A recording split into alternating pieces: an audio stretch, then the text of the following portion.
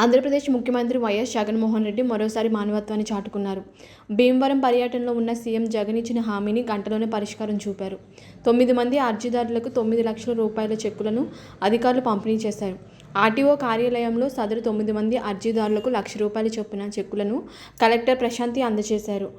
రాష్ట్ర ముఖ్యమంత్రి వైఎస్ జగన్మోహన్ రెడ్డి శుక్రవారం భీమవరం పరిరక్షణ సందర్భంగా పలువురితో సమస్యను వినడంతో పాటు తక్షణం వారిని ఆదుకోవాలని జిల్లా కలెక్టర్ ప్రశాంతిని ఆదేశించారు. శుక్రవారం స్థానిక ఆర్డీఓ కార్యాలయంలో సదరు 9 మంది అర్జీదారులకు ₹1,00,000 చొప్పున చెక్కులను జాయింట్ కలెక్టర్ ఎస్. రామసుందర్ రెడ్డితో కలిసి అందజేశారు కలెక్టర్.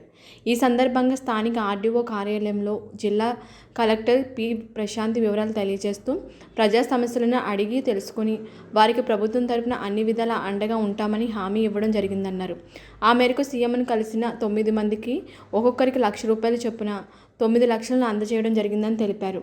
కడలి నాగలక్ష్మి తండ్రి కడలి సత్యనారాయణ, ఎల్బీ చర్ల గ్రామం, నరసాపురం మండలం, పశ్చిమ గోదావరి జిల్లా భూ పరిష్కారంలో పరిహారం అందజేశారు. ఎల్లమల్లి అన్నపూర్ణ, 29వ వార్డు, నరసాపురం మండలం, పశ్చిమ గోదావరి జిల్లా భర్త చనిపోయారు.